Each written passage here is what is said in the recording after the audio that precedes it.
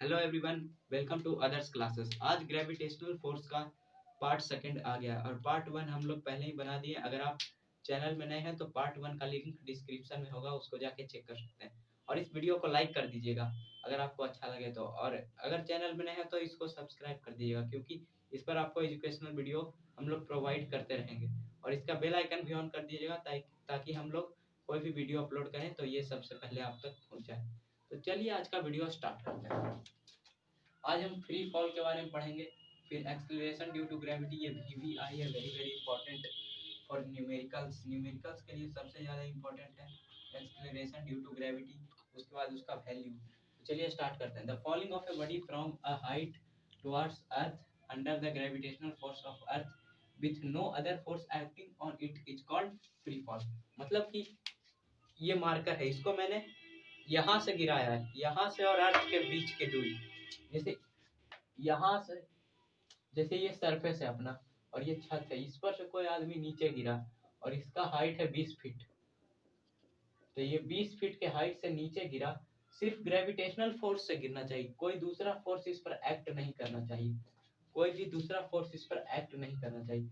जैसे कि इस मार्कर को मैंने ऐसे नीचे फेंका तो इस पर मेरा भी फोर्स इस पर अप्लाई हो रहा है मार्कर पर, और ग्रेविटेशनल फोर्स भी, लेकिन मैंने इसे सिर्फ अपने हाथ से ऐसे छोड़ दिया, तो जब ये नीचे गिरने लगा तो इस पर सिर्फ ग्रेविटेशनल फोर्स अप्लाई हो रहा है with no other force acting on it, मतलब कोई भी दूसरा फोर्स इस पर एक्ट नहीं कर रहा है। इसी को फ्री फॉल कहते हैं।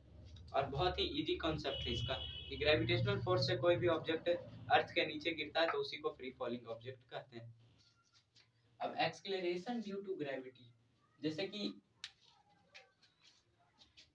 ये कोई ऑब्जेक्ट अर्थ के पास गिर रहा है और इसका हाइट है 20 फीट, 20 फीट, और ये जब गिरते गिरते जब ये 10 फीट पर आ गया तो इसका स्पीड था 3 मीटर पर सेकंड, लेकिन जब ये 15 फीट तक पहुंचा तो इसका स्पीड 3.5 मीटर हो गया। इसका मतलब आधा मीटर इसका बढ़ा कि नहीं, तो इसका स्पीड हल्का सा इंक्रीज हुआ, इसी को एक्सेलरेशन ड्यू टू ग्रेविटी बोलते हैं।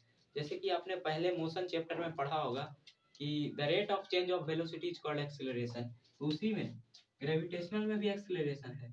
यहाँ तक इसका स्पीड 3 मीटर पर सेकंड था, लेकिन यहाँ जाते जाते इसका स्पीड हल्का सा बढ़ गया, और नीचे जाते जाते इसका स्पीड हो जाए 10 मीटर पर सेकंड, तो इसी को एक्सेलरेशन ड्यू टू ग्रेविटी कहते हैं।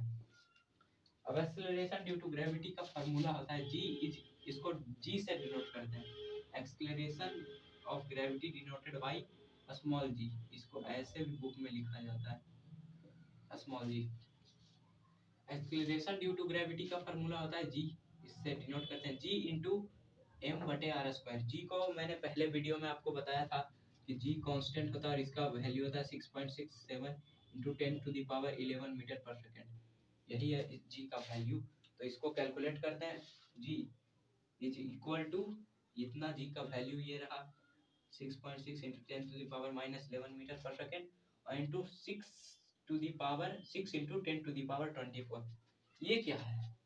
ये मास है।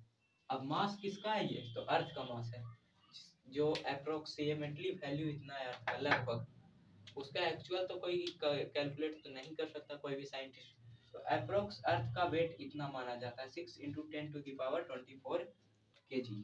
और नीचे में है आर स्क्वायर, मतलब डिस्टेंस। अब अर्थ और सन का डिस्टेंस इतना है, तो इसी को कैलकुलेट किया जी। तो ग्रेविटेशनल ऐसे हर बार जी का वैल्यू आपको याद रखना है 9.8 मीटर पर सेकेंड, जैसे आपको फॉर्मूला में दे सकता है। न्यूमेरिकल जब भी आपको लिखिएगा तो जी उसमें आपको बहुत बार आएगा, एक्सेलरेशन इसका मतलब होता है। अब जी को आप क्या लिखिएगा 9.8, और कैपिटल जी को आपको लिखना है 6.67 इंटू 10⁻11 मीटर पर सेकेंड, कैपिटल जी का मतलब। और अगर अर्थ का कोई मास पूछ भी रहा है तो इसमें आप क्या लिखिएगा 6 इंटू 10⁻24। ये तीनों वैल्यू आपको रिमेम्बर कर लेना है, क्योंकि न्यूमेरिकल में ये तीन वैल्यू आपको सबसे ज्यादा आते हैं। जी का वैल्यू 9.8 मीटर पर सेकंड, मतलब इतना एक्सेलरेशन है अर्थ के ग्रेविटी में, 9.8 मीटर पर सेकंड ये एक्सेलरेट करता है। और जी जिसको कांस्टेंट, इसको तो वैल्यू कभी चेंज हो नहीं सकता, तो इसका ये है। और अर्थ का मास,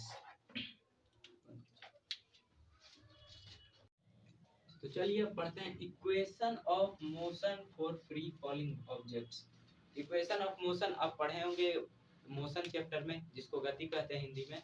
तो चलिए पढ़ते हैं। पहला क्या था, v बराबर u प्लस ए टी, उसको हम लोग चेंज कर दिए किसमें, v is equal to U plus G T. A मतलब क्या होता है, एक्सलरेशन, और जी मतलब भी एक्सलरेशन ड्यू टू ग्रेविटी। अभी जैसे कि मैंने आपको बताया कि एक्सलरेशन ड्यू टू ग्रेविटी किसको कहते हैं, ग्रेविटेशनल फोर्स के एक्सलरेशन को। दूसरा क्या है, एस बराबर U T plus one by two A T square, S is equal to U T plus one by G T square. इसमें भी ए जी में बदल गया है। V square is equal to U square plus two S, V square is equal to U square plus two G H. अब यहाँ पर ए भी बदला है जी में, और यहाँ पर एस को किस में बदल दिया, एच में। अब एस एस एस का मतलब क्या होता है, यहाँ पर बता रहा हूँ। एस का मतलब डिस्टेंस और एच का मतलब हाइट। अब ये डिस्टेंस हाइट में क्यों बदला, ये आपके मन में क्वेश्चन अराइज होगा। जैसे कि यहाँ से गाड़ी चली और यहाँ तक पहुंचा, जैसे ये दिल्ली है ये पटना है, इन दोनों के बीच में डिस्टेंस है, इसी को एस कहते हैं। मगर ये अर्थ है और यहाँ पर मून है, तो यहाँ से कोई ऑब्जेक्ट गिरा तो ये हाइट से गिरा ना, सम हाइट से। जैसे इतना हाइट पर से ये इतना से गिरा, तो उसी इसलिए एस को हाइट में बदला है। तो इसको भी याद कर लीजिएगा, v is equal to U plus G T, S is equal to U T plus one by two G T square, U V square is equal to U square plus two G H. अब दो बहुत ही easy concept है, mass and weight. What is mass and what is weight? The mass of a body is the quantity of matter or material contained in it। मतलब जैसे कि मास कोई भी चीज का क्या है, जैसे कितना उसमें मैटर रखा हुआ है, मैटर कितना रखा हुआ है, जैसे कि इस मार्कर में कितना सारा एटम्स है, कितना मॉलिक्यूल है, उसी को मास कहते हैं। वही वेट पढ़ते हैं। The weight of a body is the force win which it is attracted towards the centre of the earth. अब वेट किसको कहते हैं, जैसे कि कितना, जैसे मैं खड़ा हूँ तो मुझको अर्थ खींच रही है अपनी तरफ, खड़ा हूँ फिर भी, उसी को वेट कहते हैं। मेरा मास, मास तो आपको पता है जितना मेरे अंदर एटम्स मॉलिक्यूल है उतना, और वेट जितना स्पीड से अर्थ मुझे खींच रहे हो उसको इनटू कर देंगे, मतलब मल्टीप्लाई कर देंगे, उसी को वेट कहते हैं। ये स्केलर क्वांटिटी है, मास स्केलर क्वांटिटी है और weight vector quantity. The mass of a body can not be zero, weight can be zero. Mass zero नहीं हो सकता, जैसे कि मास कोई भी ऑब्जेक्ट का जीरो नहीं हो सकता, लेकिन वेट जीरो हो सकता है। और ऐसा यूनिट क्या है मास का, किलोग्राम, केजी जिसको बोलते हैं। और वेट का फॉर्मूला क्या होता है, m इंटू जी, मतलब mass into acceleration due to gravity, mass into acceleration due to gravity. और इसका भी ऐसा यूनिट क्या होता है, न्यूटन। जो फोर्स का है वो इसी का भी है। Mass is equal to sorry weight is equal to mass into acceleration, m into G, w is equal to, and force is equal to mass into acceleration. दोनों का एक ही होता है, बस इसमें g होता है, इसमें a। और यहाँ पर मैंने आपको बता दिया a और g में क्या डिफरेंस है। तो अब अर्थ पर किसी का वेट है 60 केजी, तो मून पर इसका कितना होगा, मून पर इसका वेट होगा सिर्फ 6 केजी, इसके 1/6, इसका 1/6 10 केजी। अब आप कहेंगे ऐसा क्यों होता है, अर्थ मतलब पृथ्वी पर हमारा, जैसे मेरा वजन है 36 किलो, तो अर्थ पर जाएंगे वहां पर तो 6 किलो क्यों हो गया। तो आपको मैंने बताया वेट कम क्यों होता है, क्योंकि अर्थ का ग्रेविटेशनल पावर ज्यादा है, क्योंकि अर्थ का मास ज्यादा है, इसलिए अर्थ ज्यादा तेजी से हमको खींच रहा है अपनी ओर। तो इसलिए इसका वेट 60 है, और इसलिए इसका वेट कितना है, 10 केजी।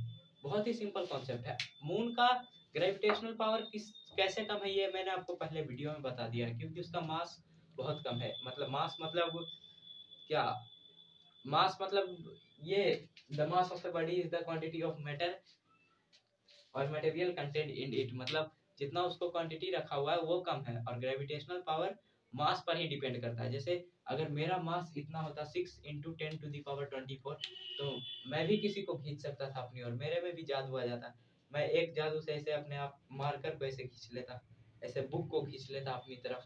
लेकिन इतना मेरे में उतना मास नहीं है, इसलिए मैं उसको नहीं खींच पाता हूँ, और अर्थ के पास ज्यादा मास है इसलिए अर्थ उसको खींच पाता है, इसलिए वेट का ये डिफरेंस होता है। अब ऑब्जेक्टिव क्वेश्चन में आते हैं कि अगर किसी का वेट है यहाँ पर 60, तो उसका वहां पर कितना होगा, तो 1/6 of 60। Weight of moon is equal to what weight of earth, ये ऐसा क्वेश्चन आते हैं। तो ऐसा क्वेश्चन आएंगे तो आपको 1/6 वेट ऑफ अर्थ ऐसा लिख देना है।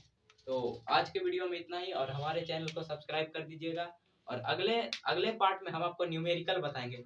तो बाय बाय।